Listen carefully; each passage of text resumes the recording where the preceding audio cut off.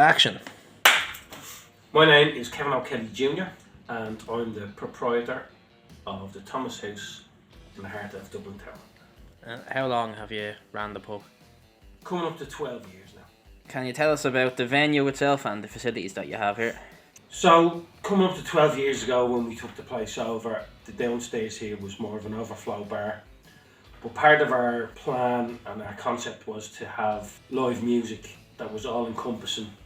So all the genres pretty much from the alternative spectrum. So punk, rockabilly, psychobilly, skinhead, so oi and reggae and ska, northern soul, indie music, some metal and rock, but not so much because there's already places that cater for, rock and metal bars, and there wasn't really anybody that was specifically catering for mostly punk and rockabilly and some of the skinhead genre stuff.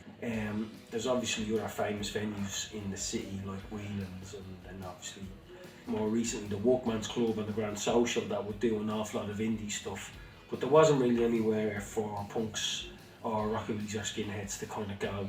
That was our aim, was to kind of have a music bar that had a live room that we could put on gigs from time to time in clubs. What work had to be done down here in the basement? The place had to be cleared out, the floor had to be levelled, we painted the walls a little bit, we stuck in some lights, we built the stage. Before it was just the same level as the rest of the room, so we just kind of elevated an area here and built a stage. We kind of stuck up some stage lights to make it a little bit more professional, and we stuck up some tannoys left and right. We built a desk that had space right at the very end facing the stage where the sound engineer would go, and he would be elevated up. So we ran a stage box cabling all the way along right up to him, so that it was just a little bit more professional as opposed to just a room where people just plugged in and played. Tell me about some of the bands that you've had playing here, some of the more famous, bigger bands maybe. Some of the bigger names we would have had would be Roddy Radiation, who was the guitarist in the Specials, one of the songwriters. We've had Jerry Dammers from the Specials, he's DJ'd here a few times with us. And we've had Eddie Pillar from Acid Jazz Records, DJ'd here a few times. The New York Dolls with Gary Powell from the Libertines playing here. The Polecats with Boz Bora, Morrissey's musical director. The Adolescents, famous American punk band, played 2 nights here, which was absolutely bonkers. The Dickies, famous old American punk band, that was also bonkers. There was sweat dripping from the ceiling, and it was just a good vibe. Nick Oliveri from Queens of the Stone Age, he played a fairly packed, sold out gig here. Imelda May, local to the Liberties. Fontaines DC played one of their first gigs here, along with Girl Band. Lars Fredriksson from Rancid has played here with us. Glenn Matlock from the Sex Pistols. We've had Phil Jupitus did a stand-up comedy show here. We haven't really done too many of them, but off the top of my head, they're the biggest ones I can think of. When was the last live gig before the pandemic? The last live gig we did was from an artist called Roddy Radiation from the Specials. And strangely enough, he was the first gig we put on here. So we were getting funny vibes that is this an omen that it was the end.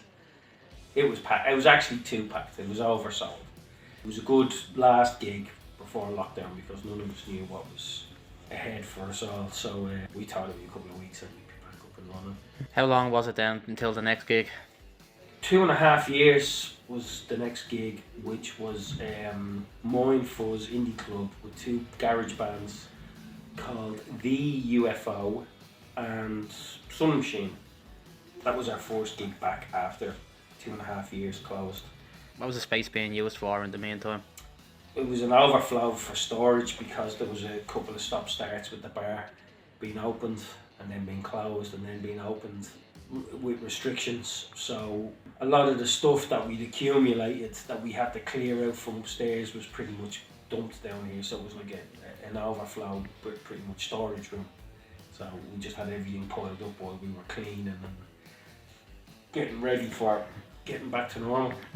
What was it like Was it hectic getting everything ready for the first gig coming back?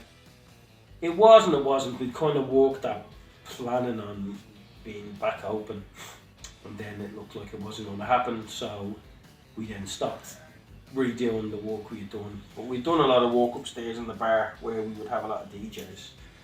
That was our main focus. But then once it was getting close to that time where we knew that we were going to be back up and running and have live music again, there was about a week or two of heavy cleaning and trying to get rid of stuff that we'd accumulated over the years that we just were like dust catchers that we just needed to get thrown out.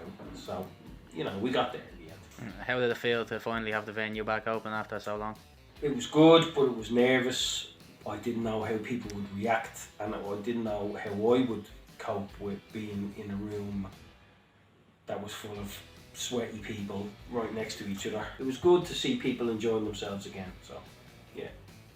Music always is enjoyable.